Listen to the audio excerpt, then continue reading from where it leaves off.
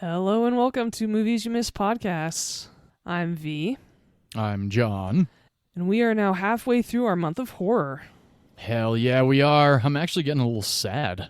I know you are. On the other need hand, more horror. I'm seeing the light at the end of this terrifying tunnel. It's a long one, isn't it? It's been good so far. I'm happy with my experiences. I haven't been too traumatized yet this year. It's Perfect. Okay. Yeah. All right. I like that. But I don't at the same time. And for those of you just joining us, we are two film industry veterans who recommend movies without spoiling them.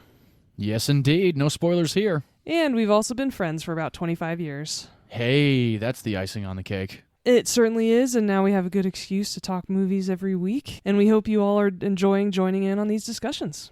I really hope so, especially this month. I know last year was pretty intense with where we started with Hereditary and What Lies Beneath, and this one I think we started a little bit light and we're gradually working our way through even more terror, especially on V's end. Yeah, and that's certainly the way it feels to me as well, and so Sweet. you're easing me into it a little bit better this year, I think. Yes. I didn't start as hard charged as last year. I'm ending very hard this year, though. Yes, I already have a plan to watch that movie with my sister, so I'm not watching it by myself. Perfect. I watch that one by myself a lot, and I can't wait to get into it when we get to it next week. Yes, but for this week, we are diving into the king of horror stories. Hey. We both chose movies that were adapted from Stephen King novels. Hell yes. And we also like talking about what's happening in the entertainment industry and movie news. And one thing I'd love to celebrate with you on this podcast is the fact that Labyrinth 2, the sequel to the David Bowie classic, Hey. has been scrapped. Oh, well, that's perfect. And I love the fact that we finally mentioned David Bowie after like 8 episodes of Oh, it's been a while. That's unfortunate. Yes. But you and I both were so happy to hear that they've canceled the sequel because, again, why touch perfection? Yep, exactly. Kind of like what I said with The Exorcist Believer. Can't fuck with perfection. Exactly. So, for everyone who was interested, just go back and watch the original. Oh yeah, it's so much fun. And we discussed it several episodes ago when we picked our Labyrinth-themed movies. That's right, and that was episode 58. Oh, look at that! This is episode 79, isn't it? So this was 21 episodes ago. That's right. Awesome! So for this week's episode, as I mentioned, we are going off of Stephen King novels, and I believe you go first. I do indeed. I'm very excited for this one because this is a movie that came out in 1989. I had been hearing about this movie since I was a child. Heard that it was crazy, heard that it was nuts. Stephen King, right? When you're growing up, well, V, I don't know about you, but whenever I would go to a friend of mine's house in high school, they would have like 2 or 3 Stephen King books on their bookshelf in their bedroom. And I would always ask, like, oh, you like Stephen King? And they would always tell me, well, I've read a couple chapters. I never actually have finished any of these Stephen King novels. Now, granted, Stephen King is known for having very long novels, right?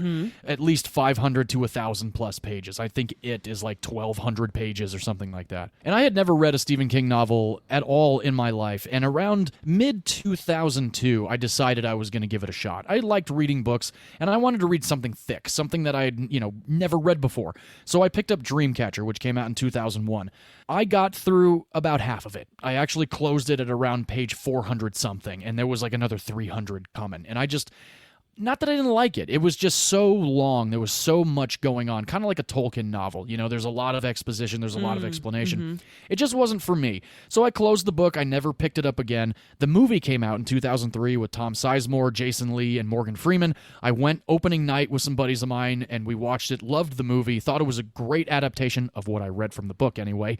And again, a great, great movie all around. And I still think it's a pretty badass movie. It's a sci-fi horror about aliens that come in and basically possess, the humans and whatnot and try and take over the planet. Pretty fucked up movie and pretty fucked up story. So fast forward to 2020. I'm in this wedding party book club with 2 of my very best friends, Joel Kramer and Angie Dick. Every couple of weeks, we switch off who's going to pick the book. So Angie ended up choosing Pet Sematary. I had never read Pet Sematary and had not still seen the movie. So I was very, very excited to read this book because, of course, we agreed once the book is read, we'll all get together and we'll watch the movie that the book is based on.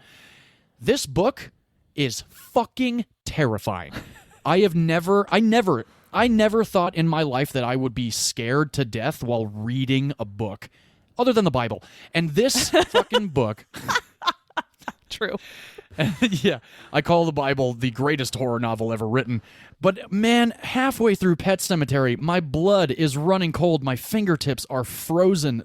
My spine is tingling. And I burned through this book, and I'm not even lying, like 4 days. It's about 400 pages, so I read about 100 pages a day. I could not put the damn thing down. It was so fucking good and so terrifying. It's the only book that Stephen King has written, at least to this day, that I know of, that he himself has said scared the hell out of him.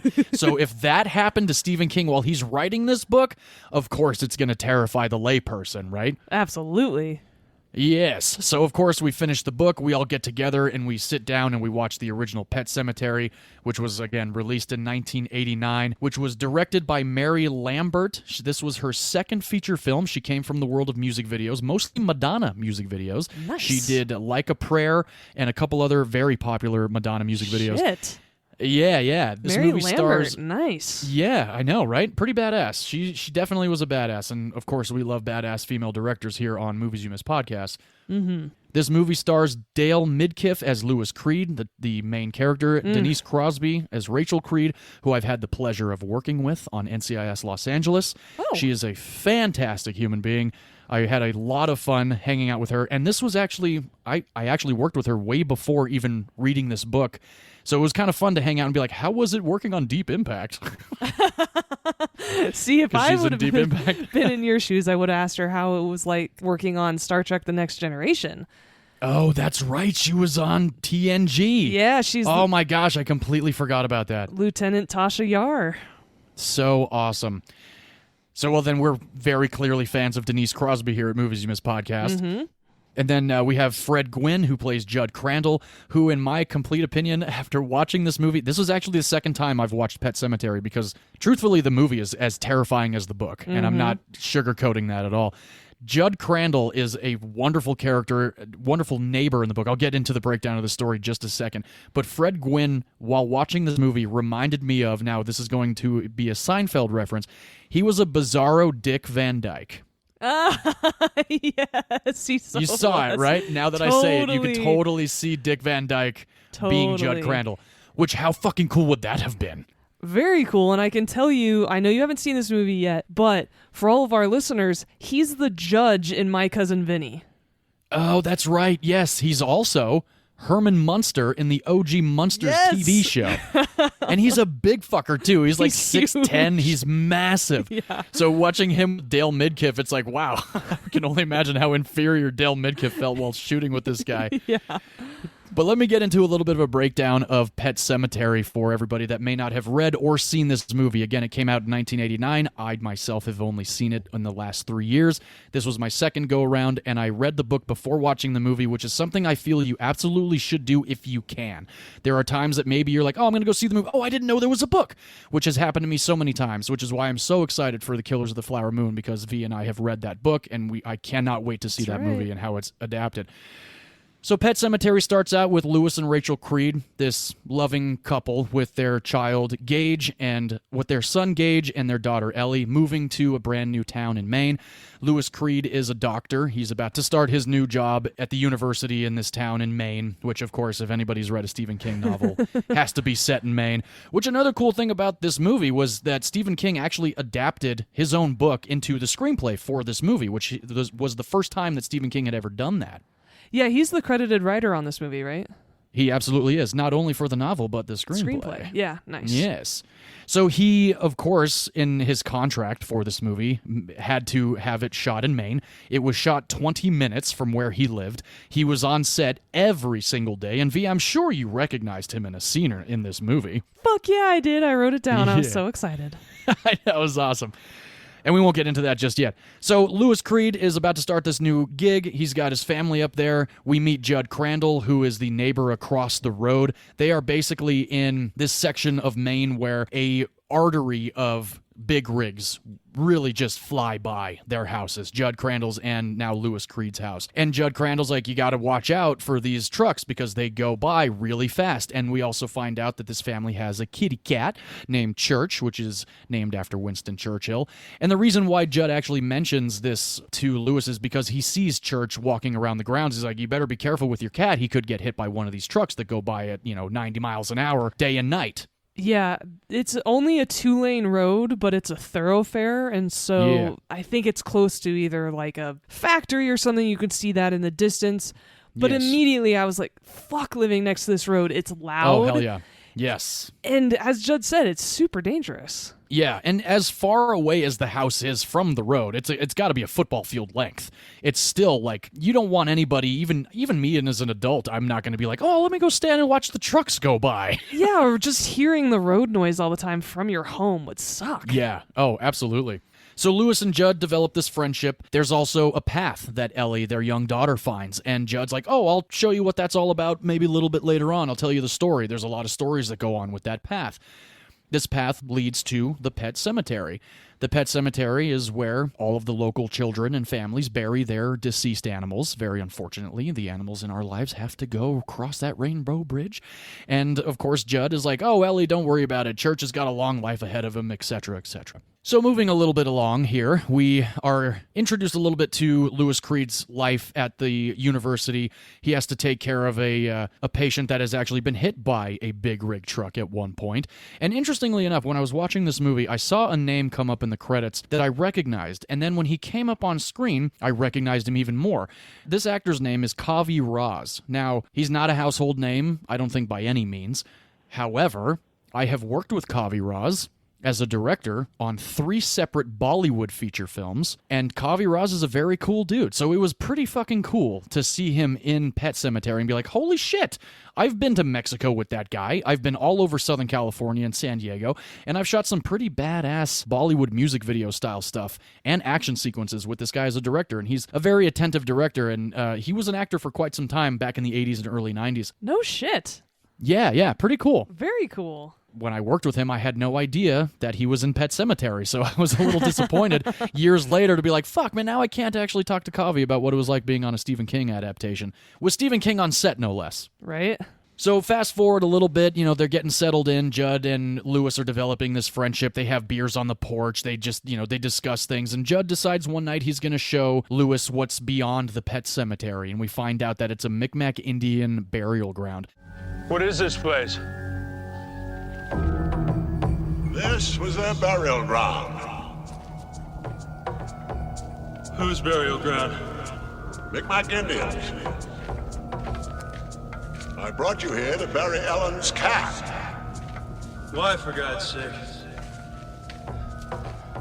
I said, why, Judd? I had my reasons. Soil's thin, but you'll manage. I'm gonna sit over yonder and have a smoke. I'd help you, but you gotta do it yourself. Each buries his own. This might sound familiar from a couple other Stephen King novels or movies. We'll get into that later. Very unfortunately, there's a traumatic event that happens in this movie, and poor Church ends up meeting his demise. And Louis thinks it might be a good idea to bury Church in the pet cemetery. So he does, and lo and behold, Church comes back to life. But Church isn't exactly the lovable kitty he once was. He's very unfortunately a bit of a ravenous asshole, kind of like my dog Bernie. So I'm kind of thinking that maybe Bernie was buried in the pet cemetery at one point. Then he came back. And he came back as something other than he should have been. Oh, God, I wouldn't be surprised. I know, right? Oh, my God.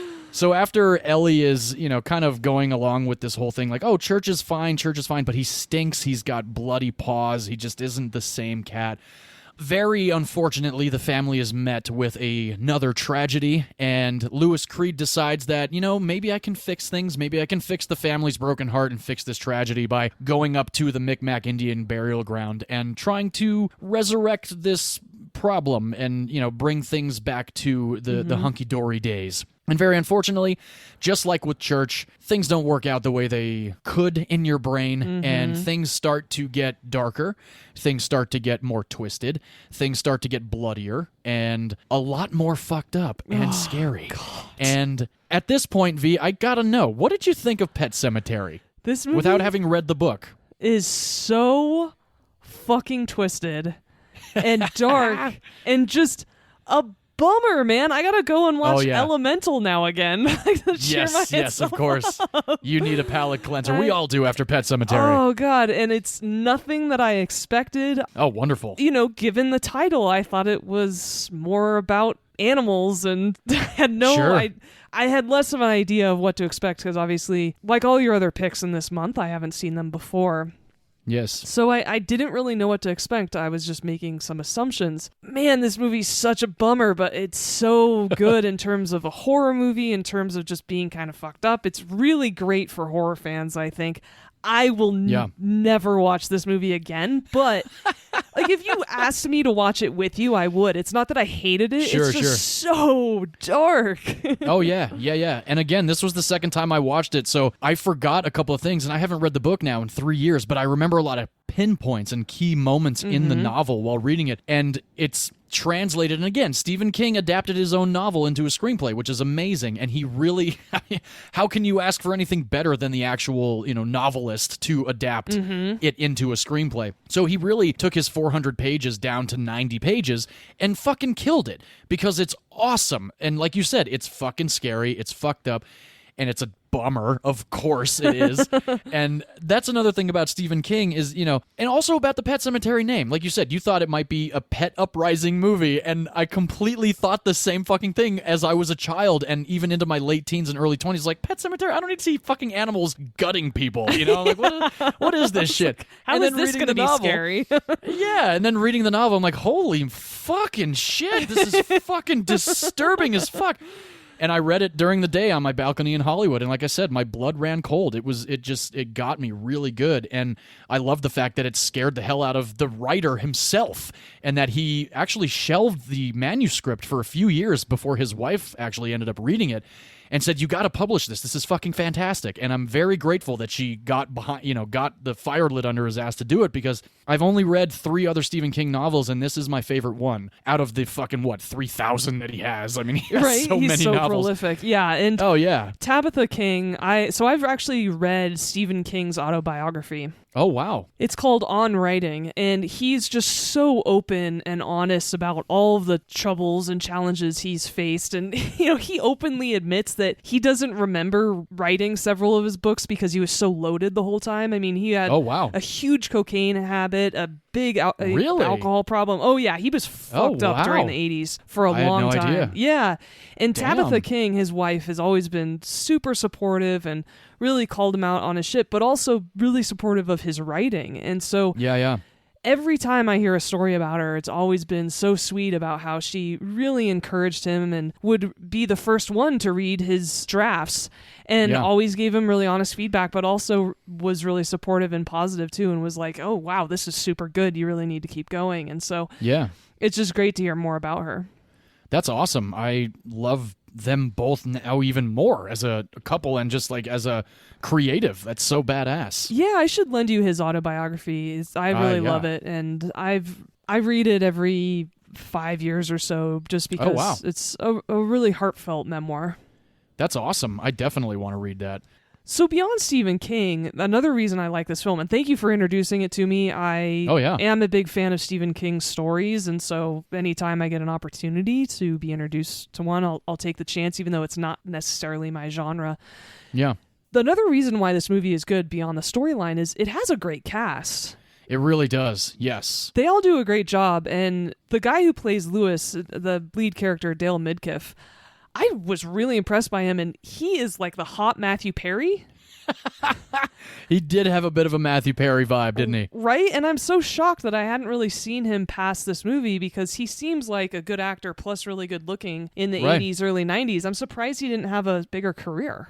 That's actually a very good point because, again, watching this for the second time, I did a little bit of, a dive into his past career. He really hasn't done a whole lot more that's been very recognizable. He's had some bit parts on some series here and there, but I think this was like the one golden egg for him. Like he jumped in and killed it as Louis Creed. He played a father beautifully to his son and his daughter, a husband to his wife very well. And even as a neighbor to Judd Crandall. And God, I love Judd Crandall. I love him. He is so great in the novel. And actually in the novel, Judd Crandall has a wife. So that's one difference from the novel that's not in the movie.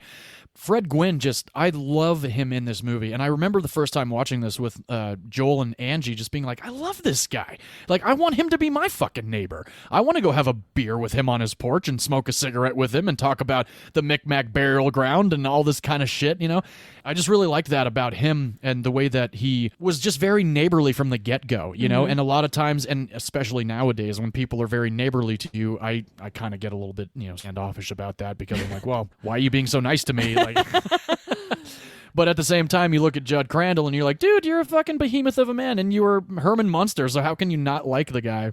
Yes, and I can't wait to introduce you to him and My Cousin Vinny because he steals every scene in that movie too. Sweet. Yeah, and it's interesting watching this movie. 1989, it did have a theatrical release. We'll get into the budget and all that stuff in a little bit, but there's one scene in this movie after a lot of the trauma has kind of dissipated, but Judd Crandall comes to sit with Louis Creed, and they have this conversation while Louis is drinking some... Unfortunately, it's Canadian Mist, Canadian blended whiskey. Ugh. I wish it was something better than that, but that's okay. It's kind of interesting if you think about a lot of movies like in the 70s and 80s, they always pull out Canadian whiskey. I don't know why that is. Sometimes it's bourbon, sometimes it's not. And we'll actually talk about bourbon in your pick very soon. Because the 70s and 80s in general had some pretty awful alcohol. Think of like Black's beer. And Judd just starts getting into this bit of a monologue, and it just starts to become more emotional throughout these few minutes. And I love this scene because not only does it show that Fred Gwynne is actually not only a character actor as Herman Munster, but he can actually convey true human emotion. And the scene is great because it's done in one fucking take. There's not a whole lot of editing done. There's not like a close-up on Louis Creed and a close-up on Judd Crandall. It's literally a wide shot. They're both in the kitchen. And it's just played out beautifully. And I love the way that he just completely loses his emotions in that discussion. And it's another reason why I love the movie. And again, the movie's only an hour and 45 minutes, and the book is 400 pages. But like I said, he condensed it down to about 90, maybe like 110 pages in a screenplay. Beyond all of this going on and how fucked up things get and how dark things get, the rest of the movie is Louis trying to live with his decision about what he's done. Again, like we've been talking about for the last 20 minutes, the movie's fucking good. Like, it's scary, it's fucked up, it's brutal, it's traumatizing, it's a downer, but it's also very well done. And I gotta hand it to Mary Lambert for coming from the music video world and jumping into a horror movie right away and giving us this adaptation that Stephen King did right. However, it's still badass that this was directed by a woman. She's a good director, and... She is, yes. I hope she made more movies. She mostly directed TV episodes. Most notably, she's directed an episode of The Goldbergs, if anybody's ever watched that TV show. I've never actually seen that show with Jeff Garlin and Wendy McLevin-Covey. It's supposed to be a pretty good show. She is also slated as a director on Shining Vale, which is a new series starring Courtney Cox, which my wife watched season 1 of and said was pretty good. And I actually want to check it out because not only is Courtney Cox awesome in Scream, I just like watching Courtney Cox as an actress. So I think I'm going to check it out, especially now that I know Mary Lambert has been a director on an episode. Now, speaking of directors, and V, this might surprise you because this director was in consideration to direct your last pick of last week. George A. Romero was in talks to direct this movie. He had to back out because it kept getting delayed. So it was then offered to Mary Lambert, and here we are with Mary Lambert as director of Pet Sematary. Nice. I know, I thought that was pretty awesome. Although I will say, and this is the God's honest truth, I want to see Pet Sematary with Dick fucking Van Dyke in it. That could be cool. I think that would be a lot of fun. Because Dick Van Dyke never did anything other than, like, comedy family stuff. He did Diagnosis Murder, which was, a murder show where he was a doctor. But yeah, but he I mean, never it's really the jumped Hallmark into, like, murder show, right? Exactly, like, it's the show you he watch never... with your grandma, and your grandma's a exactly. fan of. Which I absolutely did. And Diagnosis Murder was a great show. Fred Gwynne, who plays Judd Crandall, was Mary Lambert's first and only choice, which was awesome. So I'm very glad that that worked out for them. There apparently were a whole bunch of deleted scenes in this movie that have now unfortunately been lost to the test of time. Mary Lambert has been on record saying that they are unfortunately lost forever, and they will never be viewed by anybody. So if ever I meet Mary Lambert, I'm gonna be like, yo, so what were the deleted scenes? Yeah, exactly. At least we'd like to know some context on that. Hell yeah. And speaking of deleted scenes and editing, like we have discussed many times with censors in some of our movies, especially in Casablanca and The African Queen, this movie was edited down just a few seconds, because if it had not been edited down these few seconds, this movie would have received an X rating in 1989. Whoa! I know. I hope maybe one day we'll get a Mary Lambert director's cut, because I would love to see that. I'm assuming it's the scene you and I are both thinking of. I think it's exactly that scene. Okay. Now, this movie is called Pet Sematary, and we've mentioned before that there is a cat named Winston Churchill, Church for short. There were actually 3 different cats that played Churchill. They needed a cuddler cat. They needed a growling cat. And they needed a jumping cat. Oh. And I'm happy to report that no cats were harmed in the making of this film. Good. Yes. And it's crazy, too, when you watch this movie, there's a lot of moments where Church's eyes are like moon illuminated. Mm-hmm. And they actually achieved that by putting a light just above the camera lens. So that's actually done in camera. That's not an effect later on done in post-production, which I thought was actually pretty badass. Now, this movie came out in April of 1989, April 21st to be exact. This budget, V, I'm curious what you think the budget might be for a movie like Pet Sematary. No big names. I really think it had a smaller budget of like $4 to $6 million. Ooh, you are not really close. It had an $11.5 million budget. Fair. Yes. $11.5 million. That's pretty good for, I would say, what they accomplished. Yeah, I'm just wondering where it all went, because there's not a ton of special effects. No, there's really not. I would say a lot of it went to location shooting and maybe film stock. Okay. I don't know how much each actor got paid, but like you said, they weren't all household names, so I can only imagine a couple $100,000 went to each actor. Maybe Fred Gwynne got the highest paycheck because of his Monsters credits. Yeah, I would think so too. Yeah. Opening weekend in the U.S., it gained $12 million, which is pretty good. Sweet. Opening weekend? $500,000 over on, $500,000 more than its budget. The U.S. gross was $57.4 million fucking dollars for Pet Sematary.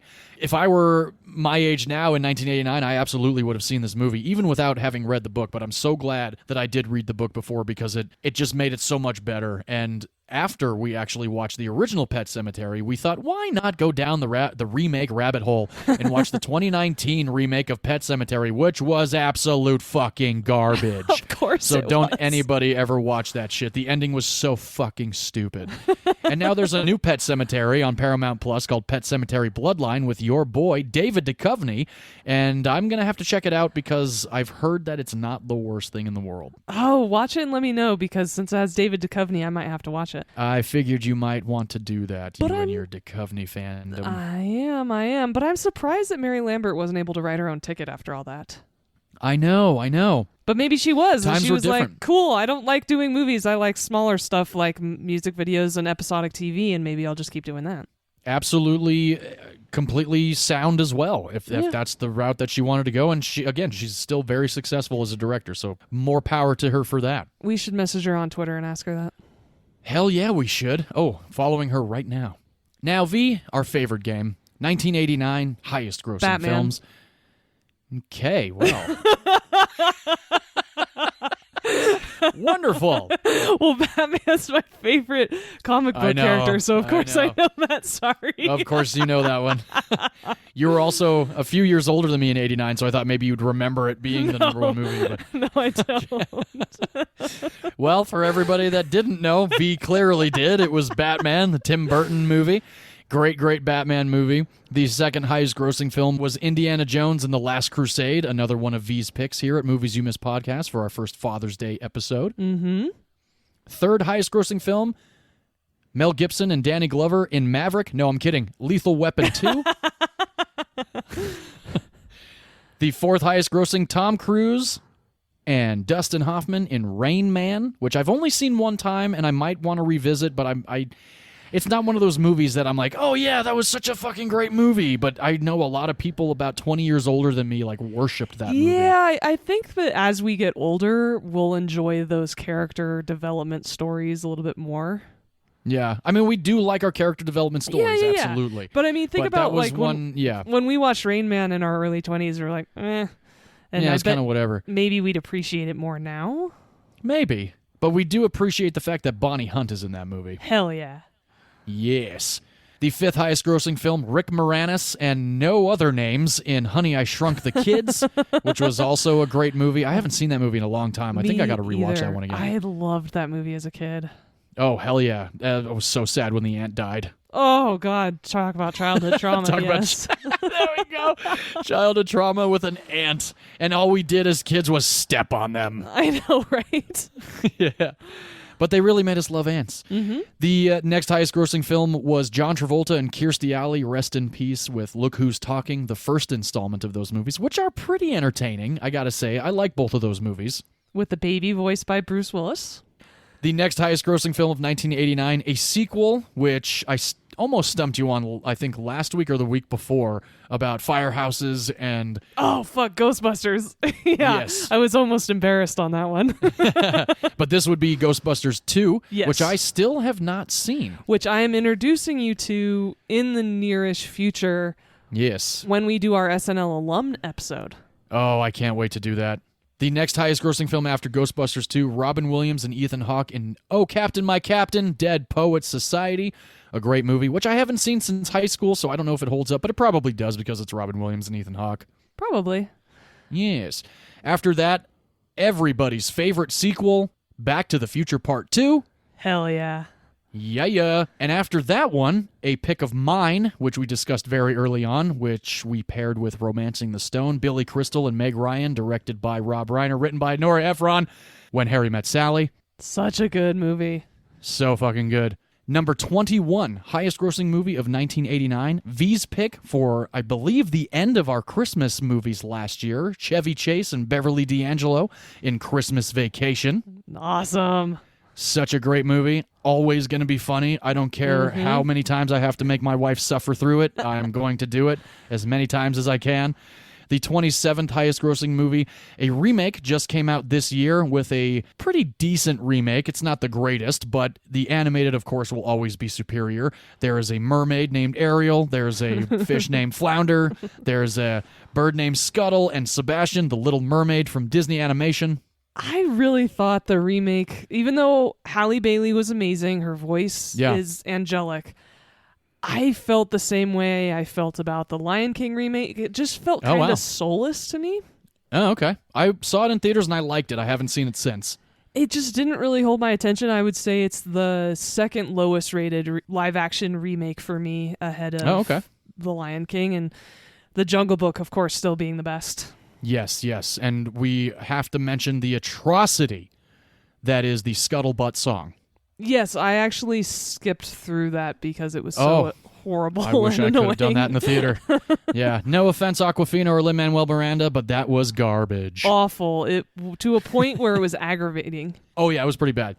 The 31st highest grossing film, Bill and Ted's Excellent Adventure, one of my wife's favorite films of all time. She loves those movies, including the newest one, Bill and Ted Face the Music, because that one was actually a lot of fun.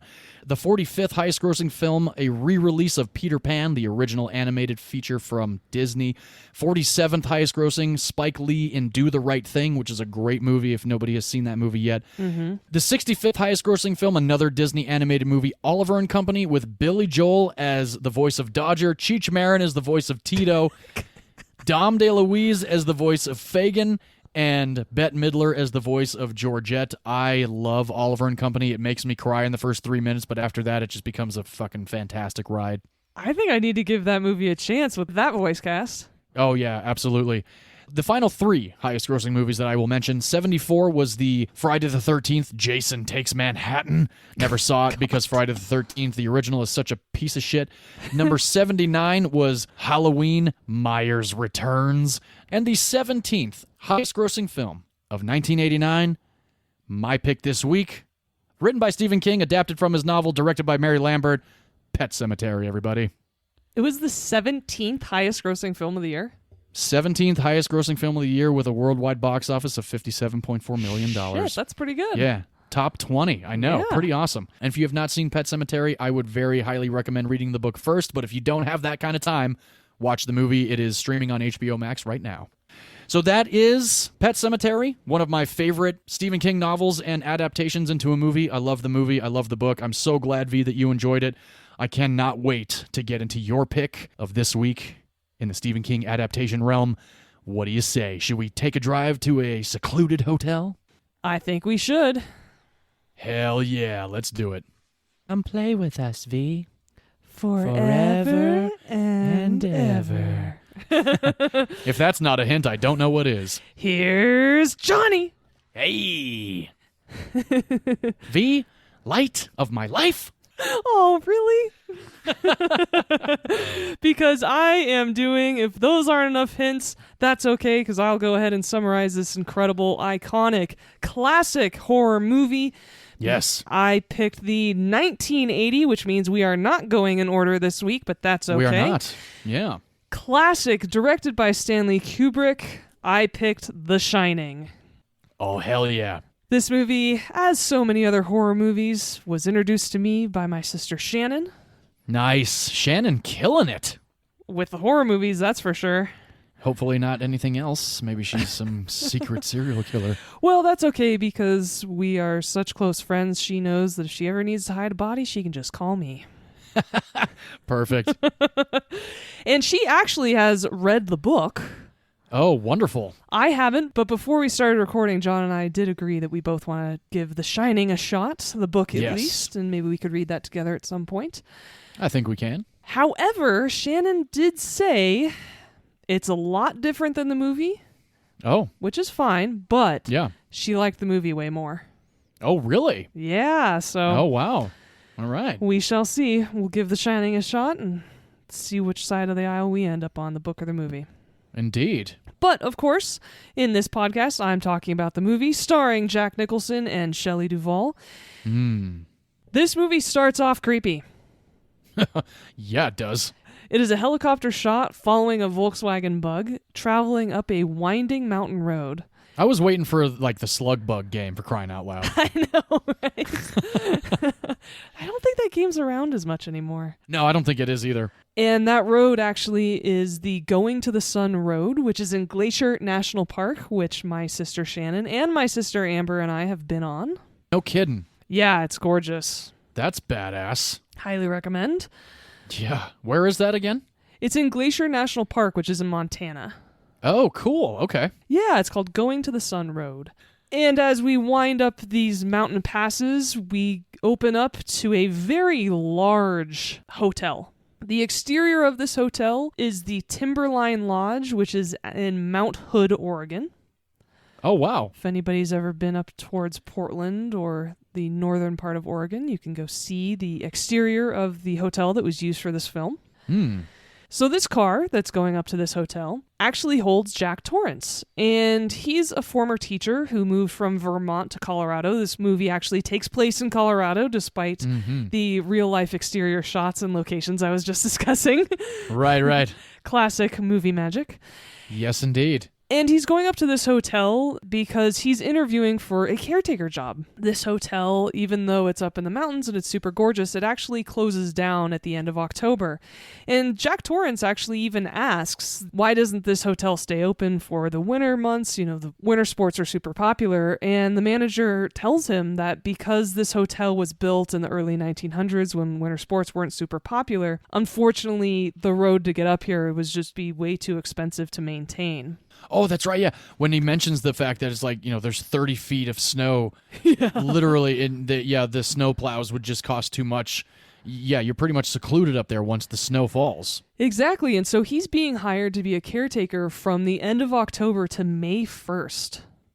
Ooh, that's a long time. That is a long-ass time, and what caretaking involves is running the broilers, heating different rooms of the house. There's a whole process that you go through every day to keep this hotel kind of maintained and up and running so pipes don't freeze, etc., etc. Right. Yeah. So Jack Torrance has been really looking for an opportunity to get into writing. He's quit his teaching job. He really wants to become a writer. And so this is the perfect opportunity. 5 months of seclusion, really no excuse not to write. Yeah, pretty much. And he's going to be taking his wife and son to this hotel for this job. His son is, I would guess, around 7? Yeah, I think at least, I would say like between 5 and 7, yeah. Yeah, he's a talker. He's really sweet, especially in the beginning of this film. Very similar to Linda Blair in The Exorcist. Yes. He's got a great little character in the beginning of this film. His name is Danny, and his mom, Jack's wife, is named Wendy. They seem like an okay family, though a bit fragile. Mm-hmm. It seems like there's an undercurrent of problems in this family from the get-go. And this is a little bit of a solution to their problems of like, oh, let's have a fresh start kind of thing. That's the vibe I'm getting. Yeah, definitely. Yeah, you pick up on that pretty early on. And so when the family arrives to the Overlook Hotel, is what it's called, they meet the employees who are packing up and leaving to really get a rundown and a tour of everything. And that's where Danny, the little boy, meets Dick Halloran. He's the head chef of the Overlook Hotel. And I love him so much. Oh, me too. And they hang out for a little while. And that's actually where Dick notices that there's something different about Danny. Mm-hmm. Not only does Danny have an imaginary friend, but more importantly, he has a very special skill. And you'd seen little bits of it at the beginning of the movie, but this is really where there's some exposition, and Dick explains to Danny, as well as the audience, what it really is. And Dick calls it the Shining. And so all the employees leave, the hotel gets buttoned up, and now this family is there for the next 5 months, taking care of it all on their own. Things start off okay, but about 5 weeks in, things start to happen. Jack Torrance, unfortunately, starts to struggle a bit, and Danny, more and more, starts to feel different vibes in this hotel. Mm-hmm. Because he's got the Shining, he's a little bit more open and perceptive to those things. Right. And all of a sudden, we're starting to get a sense that some horrible shit has gone down at this hotel.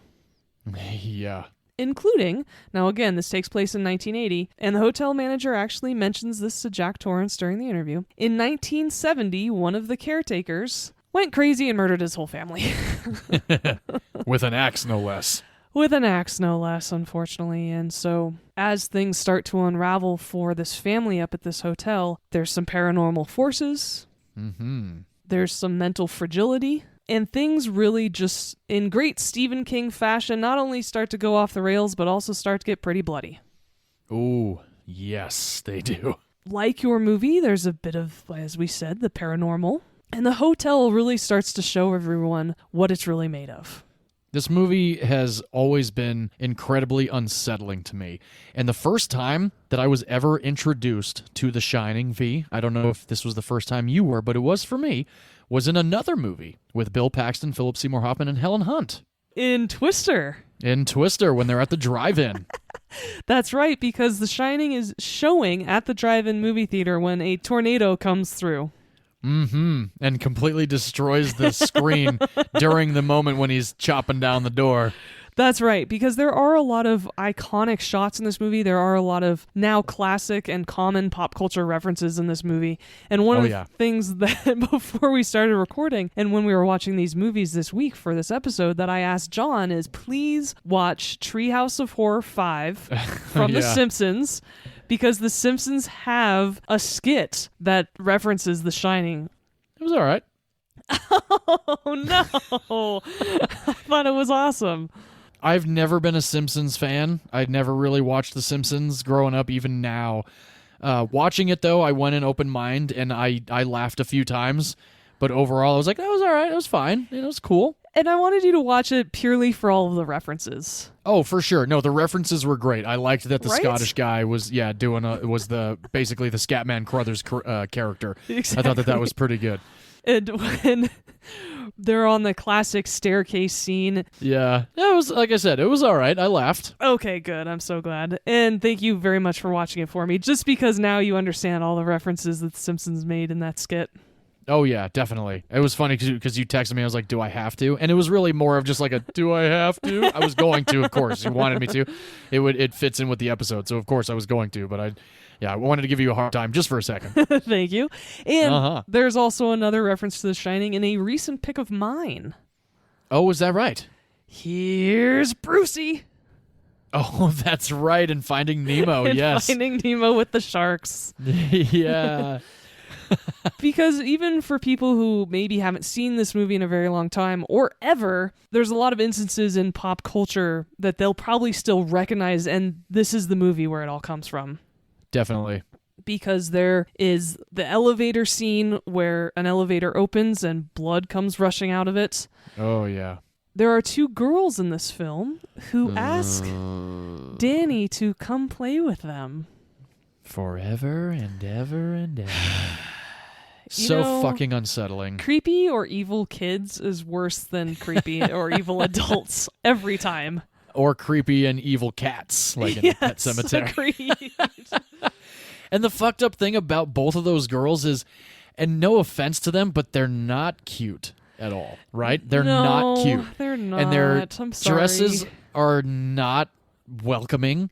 It's like, I don't know what it just sells it so well. The way that Kubrick puts it together, the editing, the camera work, that whole sequence on on the big wheel when he turns that corner and you hear the gong, it's like, and there they are. And then that couple of editing instances where they're lying there in their own blood. That shit, I watch this movie every Halloween. I'm not going to lie to you. I watch this movie once a year and have for probably the last 5 or 6 years. And I always forget about that moment when it continually goes back with them standing at the end of the hall and then cutting to them being completely dead and bloody. And this time around, maybe it was the fact that I was in a very dark room and I was by myself, but I wrapped myself up. I just was like, no. I've seen this movie enough, but this still fucks with me. It's just a fucking great movie, and I do love this movie. It is, and to explain that scene to our audience, it's because those little girls who are asking Danny to play are actually the ghosts of the little girls who were killed in 1970 by their father. Yeah, and that's not the only time we see them. They flash in a couple other times, and early on before that moment, and I think the one scene beyond that also gets me is when they show up in the other room and they just like slowly turn around and walk out, and you're just like... I can't follow you at all. Just leave me the fuck alone. Don't ever show up again. And then, of course, they do nothing but show up. Of course. And unfortunately, as things continue to get more and more tense inside this hotel, Wendy, the wife and mother, really starts to sense that there's something wrong, not only with the hotel, but also her family. Mm-hmm. And at one point, she confronts Jack about it. And this is my favorite scene in the whole movie. Oh, yeah? When she goes into his writing room and not only sees what he's been writing, which is one of the most stomach-churning parts of this movie. Yeah, it's pretty fucked up. Because then you really see what's going on. Mm-hmm. But then she confronts him, and she's backing up these stairs while they're having this rather tense conversation, and this is really the turning point of the movie. Definitely. Stay away from me. Please. Don't hurt me. I'm not gonna hurt you. Stay away from me. Wendy. Stay away. Darling. Light of my life. I'm not gonna hurt you. You didn't let me finish my sentence. I said, I'm not gonna hurt you. I'm just gonna bash your brains in. I'm gonna bash them right the fuck in. Stay away from me. Don't hurt me. So that's where I'm going to leave it. Oh, that's a good place to leave it. Oh, good. Okay, so so that is The Shining. This family is stuck in this hotel over the winter, and things are not what they seem, and there are external paranormal forces trying to manipulate this family, and it's really all about how this family deals with it. Mm-hmm. And one of the reasons why I love this film so much, not only because of the cast, but also because of the way it was made. Those tracking shots, you mentioned the tricycle earlier. Yeah. They had a Steadicam, and Garrett Brown, who was the Steadicam operator and actually invented the Steadicam. No shit. Yeah, Garrett Brown, total badass cameraman. Hell yeah. He did most of the tracking shots. There's a lot of unedited pieces in this film, which are so great. They go through the different rooms of this hotel. They follow Danny on his tricycle, which, by the way, if you were in a big-ass hotel, I absolutely would have some sort of tricycle thing to get me moving. Golf cart, something, whatever. Right? That would be so fun. Definitely. That was, like, the funnest part of the whole movie. Yeah. And Garrett Brown would actually track Danny Lloyd on his little tricycle by sitting in a wheelchair with the Steadicam and pushing the wheelchair along behind him to track him. Because that's how it was. You know how it was a real ELO shot? Yes. Yeah, that's how he did it. That is badass. I love when Danny's going through the separate hallways and he's going over the linoleum and then the carpet. Yes. The use of sound editing is just fucking phenomenal. Brill. Yes. It's brill. It is. And the score to this movie is just bone-chilling. It's horrifying. And it's from the first second of this movie, because the tracking shot in a helicopter of tracking this Volkswagen Bug going up through this mountain pass is one of the creepiest scores you've ever heard. Oh, hell yeah. Yeah. Every time I start this movie, all I really remember is the but then I forget about the whole like screeching and just like, oh, it's really just unsettling. Like you said, from the first fucking frame, you're just uncomfortable. And you're uncomfortable for 2.5 fucking hours. But it's fucking fantastic. That's right, because this is a longer movie. It's a Kubrick movie, so of course it's long. Oh, of course. Yeah. But it is much longer than your movie. This movie is 2 hours and 20 minutes long. Yeah, it does not feel like it, though. That's another reason why this doesn't. movie's so damn good. It uses up every single minute. Oh, yeah. Nothing is wasted. No, not at all. And because, again, it's a Kubrick film, which I'll get into in a minute. Yes. But also because of the people who are in front of the camera. Jack Nicholson, I think, did a great job in this movie. Oh, hell yeah. All of his expressions in this film are so extreme in one way or another. In his happy scenes, in his freaked out scenes, in his angry scenes, every single one, you can see every little muscle in his face dedicated to that expression. It's so great. It's really impressive. And that man has won 3 Oscars out of 12 nominations. Wow. He's been nominated 12 times? He has. That's incredible. Yes. He's the male Meryl Streep. He is the male Meryl. Perfect. Some of his other movies are Chinatown, which is a fantastic movie, but I will only ever talk about on this podcast after the piece of shit Roman Polanski has died. I've never seen Chinatown. Oh, I will introduce you to it at some point, but Sweet. only in the future. Yes. Of course, he's in One Flew Over the Cuckoo's Nest. Mm-hmm. Some other creepy movies he's been in are Witches of Eastwick. Oh, yeah. Which is a future Horror Month movie pick. Sweet. He's also in the movie Wolf with Michelle Pfeiffer, which I think is pretty damn good. I've never heard of it. Oh, I enjoyed the hell out of that movie when it came out. Like Wolfman Wolf? Yeah. Oh, cool. And Michelle Pfeiffer. Oh, so that's the second time they've worked together then. That's right. Good connection, because she was in Witches of Eastwick. 2 movies I haven't seen. Oh, I can't wait to introduce you to both of them, actually. Same. Speaking of 1989, he's the Joker in the 1989 Batman film. Life's been good to me. Oh, goddamn, he's so good in that movie, so too. Good. So awesome. He's in an underrated comedy with Adam Sandler called Anger Management. I have never seen that movie. Oh, my God. That's one of the like few Adam Sandler movies that I love. It's one of the only Adam Sandler movies I've never seen. Marissa Tomei's in it, too. I know. It's crazy. Oh, it's one of those I wanted to see so bad, but I never did. I still haven't. I Yeah, gotta check it out. Definitely. And he's also in A Few Good Men. Oh, yes, of course. Is one of my future picks. And more recently, he was in The Departed. Oh, fuck yeah. I think one of my favorite movies of his is a forgotten Nancy Meyer gem with Jack Nicholson, Diane Keaton, Keanu Reeves, and Amanda Peet called Something's Gotta Give. I fucking love that movie so much. It's a very cute movie. So good. Should be one of your rom-com picks. It might have to be. It really is an underrated comedy gem. And I saw that movie in theaters. I actually, brief story, saw that movie on New Year's Eve. at the AMC theaters at Universal City Walk with my buddy Alex and another friend of ours that we were hanging out with at the time. We went and saw Something's Gotta Give, and this was one of the other maybe 4 or 5 times I've ever movie hopped in my life without paying for another ticket. We went and saw White Chicks after. I'm actually glad to hear that a ticket was not given to that movie. Well, I have it on DVD. I love White Chicks. I'm a big fan. And so sweet, innocent, poor Shelley Duvall plays his wife, Wendy. Yes. For anyone who has heard stories of Stanley Kubrick previously, you will know that she was mercilessly tormented on this film to a point where she was losing her hair. Yeah. Kubrick even directed all of the cast and crew to treat her like shit, so she felt isolated. Yeah, it's pretty twisted. He was so brutal.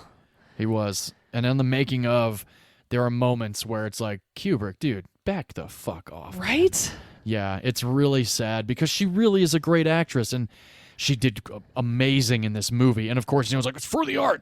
But it really is kind of like, it got to a point. Yeah, and there are so many other movies that elicit phenomenal performances without abusing the shit out of its actors. Right, yeah. So it's not required, right? No, not at all. Never. It's such a bummer. It is. And unfortunately, he ruined her for acting in a lot of ways. She really took a step back because of this movie. Mm-hmm. She'd only ever been in a couple after. Before this movie, she was in Annie Hall.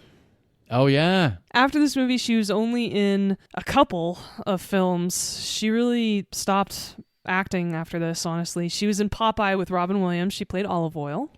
Never saw it. My wife is a big fan of that movie, though. She was perfect in that role. She definitely looks like she would have killed that role. Exactly. She has the look for sure. She was also in a classic 80s sci-fi film called Time Bandits. Oh, Terry Gilliam. Mm-hmm. Sean Connery's in that movie. Nice. And lastly, she's in a very underrated Steve Martin comedy, which is probably going to be one of my rom-com picks in the future, called Roxanne. Fucking Roxanne is so killer. I'm so glad you know and like that movie. Oh, yeah. I'm big fan of Roxanne. Daryl Hannah's in that movie. Fuck yeah. A great movie. It's a great film. Oh, okay. It'll totally be on the list then. Sweet. So similar to The African Queen, this has a pretty small cast. Yes. At the beginning of the film, there's a bunch of people running around the hotel, but in reality, there's only like 4 people in this movie. You know, it's funny you mentioned that. When I was watching it just the other night, I was like, look at all this background that they have for when everybody's leaving. You know, the staff of the hotel is like taking off, and it's like, the rest of this movie is like 3 people. Yeah, and exactly. Of course, there's the ballroom scene at one point later on in the movie, but yeah, it's pretty much a 3-person show, and it's really like, that must have been so fantastic for everybody else, including the AD team. Well, except for Kubrick being merciless, yes. Yes, of course. Because it's Jack Torrance, Wendy Torrance, their son Danny, played by Danny Lloyd, who's only ever been in 3 films. This one. Wow. One other that I hadn't heard of before, and he makes a very tiny appearance in the sequel. Oh, that's right. He is in Dr. Sleep for a second. In Dr. Sleep, that's right. You know, I didn't hate Dr. Sleep. A lot of people talk shit on it. No. It's not. You and I are big Ewan McGregor fans and Rebecca Ferguson fans. That's right. And I watched that movie and I was completely disturbed, but I was in for the ride. I had a good time with that one. Yeah, one of the few horror sequels of a classic that isn't garbage. Exactly. And as you mentioned, Scatman Carruthers plays Dick Halloran. He's great in this movie. He was a voice in the OG Transformers cartoons back in the 80s. No way. Yeah, he voiced the Transformer Jazz. Oh, very cool. And he's also in the Aristocats. Yes, he is. He plays Scat Cat. Yeah, he does. Lay some skin on me, Scat Cat. Oh, I love the Aristocats. And that's basically the cast. Pretty much. And as we all know, this episode is dedicated to Stephen King. Yes. Some of his other books that have been adapted into movies, and goddamn, this man is a prolific author. Oh, yeah. Carrie. Never saw it, never read it. Oh my God, Carrie's such a good movie. That was his first published novel. My wife and I were going down a Stephen King rabbit hole the other night, and I was like, what was his first book? It was Carrie. I think you'd really like Carrie, especially because it involves an overly religious parent. Oh, interesting. It's very interesting. And then Cujo. Cujo.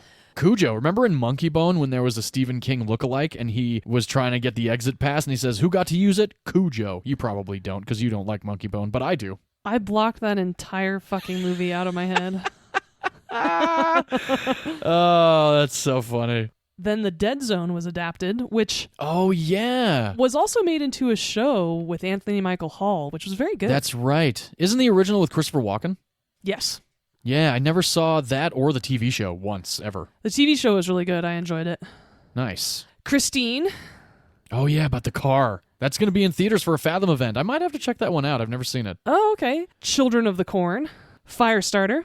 Oh, yes, yes. Great early Drew Barrymore. The original, not the remake, as we know. Not the fucking remake with poor Zac Efron. Sorry, man. Yep. Stand By Me. Oh, yeah. Crazy enough, the Arnold Schwarzenegger movie The Running Man was adapted from one of his short stories. Is that right? I had no idea. That's pretty wild. I didn't either. Misery. Oh, hell yeah. You've seen Misery, right? I don't know if I could ever sit through that scene again. I'd have to Okay, fast cool. forward. So I'll put it on next year's Halloween list. Oh, God. As Kathy Bates was so good in that movie. someone who's broken their ankle before. Oh, gotcha. Well, maybe we won't do that. No, We'll just do it's the okay. first Saw where he saws his ankle off. Yeah, that's better. No, but I love Kathy Bates. Oh, yeah. And then another one of his books that was transformed into a movie starring Kathy Bates is Dolores Claiborne. Oh, I did see that. That's a twisted one. Lawnmower Man. That's based off Stephen King? Mm-hmm. Wow. I never saw it, but I remember the fucking cover at Blockbuster Video for Right? sure. It's like, Lawnmower Man, what the hell is this? The Shawshank Redemption. That which- always blew me away. Yes. Like, Stephen King wrote Shawshank novel, and I love that film. I know so many people do. I think it's fine, but it's just, I feel like it's too revered, personally. That's fine. I mean, It's a good movie. Of course, I'm not going to doubt, of course, I'm not going to, sugarcoat that it's not a good movie. It is a good movie. And I like to give a lot of friends of mine shit that it's not good. But it is. It definitely No, it is. is. It's just not something that I'm like, oh, Tripping Shawshank over yourself. Redemption. Yeah. Yeah, of course. fair. Apt Pupil. No shit. Mm-hmm. Brad Renfro. Oh, wow. Yeah. Yeah. The Green Mile. Never saw that one. Oh, God. Yeah, I've Sam heard. Rockwell is unbelievable in that movie. Oh, I didn't even know he was in that. Oh, All I know he's is so Hanks fucking and Michael Clark Duncan, rest in peace. It's a good movie. All right. I should check that one out. It's like a 3-hour-long movie, though, isn't it? That's true. Yeah. All of the It films. Oh, I love the new ones. I actually like the original with Tim Curry, but I'm a big fan of It and It Chapter 2. That's because Bill Massive. Skarsgård is amazing. Yeah, he's so good as Pennywise.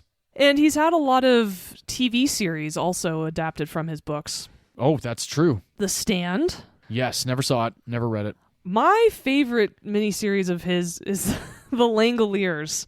I think it's Oh, so okay. fun. I love that series. And as we mentioned, the sequel to this movie, Dr. Sleep. Hell yeah. There's another one that was adapted that I watched. It was like a 2 VHS TV, made-for-TV movie called Storm of the Century. That was pretty good. Yeah, there's been a lot of TV movies and TV series adapted from his books because his books are so damn long. Yeah, I know. Again, like we said, prolific author. Definitely. Stanley Kubrick has been mentioned on this podcast before. Yes, Dr. Strangelove. Dr. Strangelove. He wrote and directed some really phenomenal films. Oh, that's for sure. That might be an understatement. Paths of Glory. Oh, I never saw that one. That's George C. Scott. Written and directed. He directed Spartacus. Oh, that is a masterful movie. Wrote and directed Lolita, which, ew, Never saw Lolita. gross. Yeah. I think that's probably why I haven't seen it, because of the subject matter. Yes. Your pick, Dr. Strangelove from an earlier episode. Or How I Learned to Stop Worrying and Love the Bomb. That's right. Yeah. 2001, A Space Odyssey. My gosh. I have that on 4K, and I haven't watched it yet because my dad and I plan to, but I saw that in theaters years ago, and that is a masterpiece of sci-fi cinema. And that's an Arthur C. Clarke book, too, which is so good. A Clockwork Orange. Another absolute masterpiece. I have the 4K, but there's one scene I can't watch. Yep. I do turn away, but my gosh. Oh, it's such a great goddamn movie. Barry Lyndon. Oh my god, another fucking phenomenal. Have you seen Barry Lyndon? Mm-mm. Holy shit. That is only shot by candlelight and natural light. That is absolutely mind-blowing. And again, for our listeners, other than Spartacus, every movie of Kubrick's that I'm listing, He wrote and directed them. Yeah, he was a beast. Full Metal Jacket. Oh, another fucking great movie. Vincent D'Onofrio. Oh, God, he was so good in that film. Hell yeah. And lastly, Eyes Wide Shut. Eyes Wide Shut, I've only seen a few scenes of that movie. I've never seen it all the way through. I hear it's great. One of these days, maybe I'll check it out. I know it was like the downfall of Nicole Kidman and Tom Cruise. I'm sure Scientology had something to do with it, too. Oh, very likely as well, yeah. Very likely hitting the nail on the head with that one. But I think it's another one of those movies I gotta check out. And I know that he was involved with the writing of Artificial Intelligence and did not get to direct it. That's why Spielberg took over. Oh. But that was like the last movie that Kubrick was actually involved with in pre-production. I did not know that. Yeah, and that's another movie I need to revisit because I saw it in theaters and my dad hated it, and I was at that impressionable age where like, if Dad didn't like it, then I don't like it. So I got to see it again. Okay. And Stephen King got the idea for this movie when he and his family were staying at the Stanley Hotel in Estes Park, Colorado. Ah. That is right near Rocky Mountain National Park. It is a hotel that I have driven up to before. Oh, yeah. And they were the last guests before it shut down for the winter. No way. That's crazy. Another iconic scene in this movie is when Jack Nicholson breaks down the door with an axe. He says the famous line, Here's Johnny. that is a reference for our younger listeners. That is a reference to the Johnny Carson Tonight Show. Really?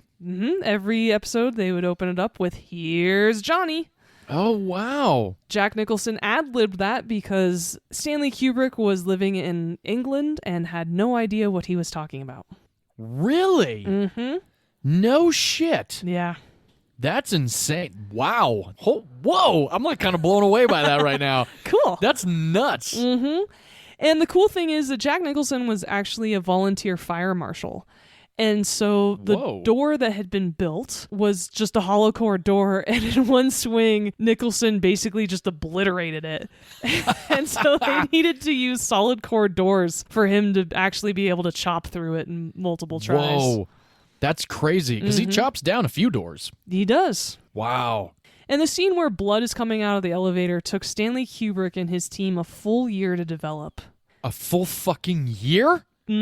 Because he, Good God. as you mentioned in the Dr. Strangelove episode, Meticulous does not even illustrate how anal retentive this man was, right? Definitely not. It took a full year to develop that scene and get it right. In the end, it only took 3 takes. It took 9 days to set up that shot to get it right. Okay, if you've seen the movie, it's a fucking... 3 seconds. The camera doesn't fucking move. No, it doesn't. 9 goddamn days to get that shit shot? Yeah. Fucking A. That is madness. Yes. So the only shot in this film that is not achieved on camera, that has any sort of special effects on it, is the aerial shot of the maze at this hotel. Oh, yeah. There's a giant hedge maze at the Overlook Hotel, and before it starts to snow, early on in their caretaking duties, Wendy and her son Danny go explore it. And there's this incredible aerial shot of this maze, and the little tiny figures of Danny and Wendy are right in the middle of it. Yeah. And in order to do that, there's a model of a maze that was shot 6 feet above it. And then the central section of the maze was built to scale next to an apartment complex. What? Shelley Duvall and Danny Lloyd walked around in the center part of it while the camera crew filmed it from the roof of the apartment building. And so then the 2 shots were just composed together. Whoa. I love that shot so much. Did you notice also Jack Torrance's tie in the beginning of the movie? I did. All right. And the hotel manager's tie as well. Oh, cool. I didn't know that the manager had one of those too. I've always just noticed Jack Torrance's tie. That's awesome. Right. Yeah, it's pretty sweet. A lot of those little Easter eggs. Yes, and there are, especially in Kubrick movies, it's so meticulous. Oh, yeah. And speaking of the maze, there's another scene that involves it after it snowed. Yes. All of the quote-unquote snow in this movie and at the maze is 900 tons of salt and crushed styrofoam. Whoa. 900 tons? I don't know what they did with it afterwards. Yeah, right? Just blew it out into the mountain. That's awful. That's crazy. Yes. And wow. That is because these scenes were not shot on location. Oh. All of the interior rooms of the Overlook Hotel were filmed at Elstree Studios in England. No way. Mm-hmm. The lighting that comes through the windows to create quote-unquote sunlight, right? Because they're in a soundstage. The heat was so intense, there was 700,000 watts of light per window to make it look like a snowy day outside when Jack's sitting down trying to write. Shit. The set caught on fire because it was so goddamn hot. Oh my God. That is insane. Yes, and the set was so big, it was eventually reused by Steven Spielberg Oh. for the Well of Souls scene in Raiders of the Lost Ark. Oh my God, that's badass. Yes. Wow, that's fucking cool. But unfortunately, this movie took so long to film, nearly 1 year, Whoa. over 200 days of filming, that Oh my they God. delayed the production of Raiders of the Lost Ark. No shit. Yes.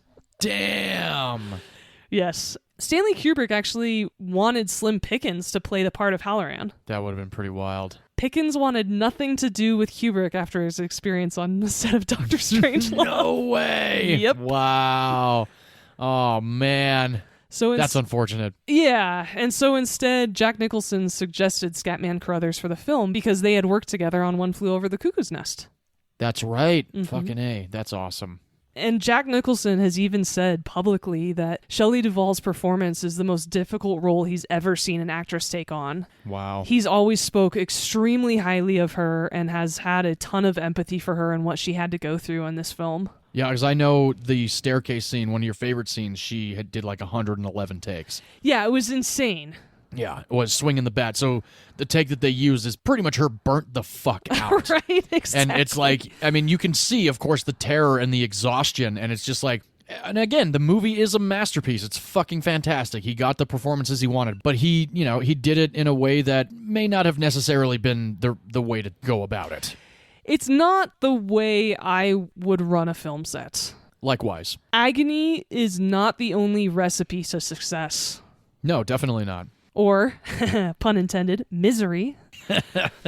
And Stephen King has even come out saying that he was really unhappy with his film.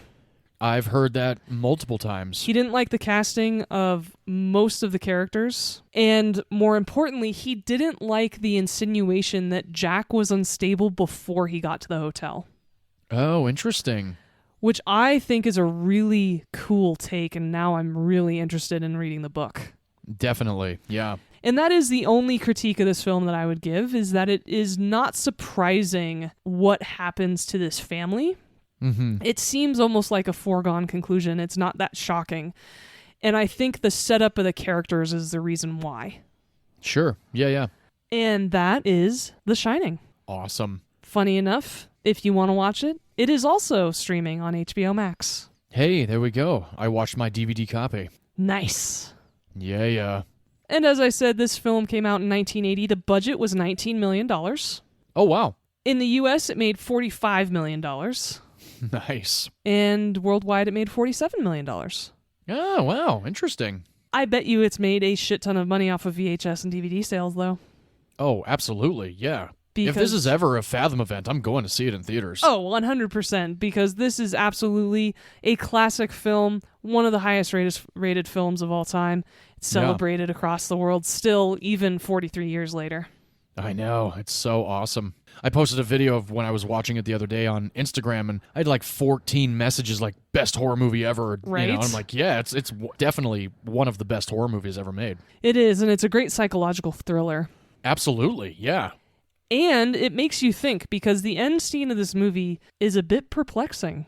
A little bit, yeah. I'm glad it's a film you celebrate. Definitely. And John, I'm curious, would you watch Pet Sematary with your grandma? 100%. Yeah, absolutely.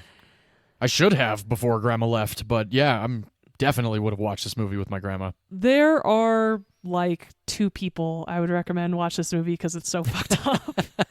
It's got really heavy topics. Oh, it does. I would recommend it to anybody that likes horror movies, though, personally. That's just me, though. Fair. Yeah.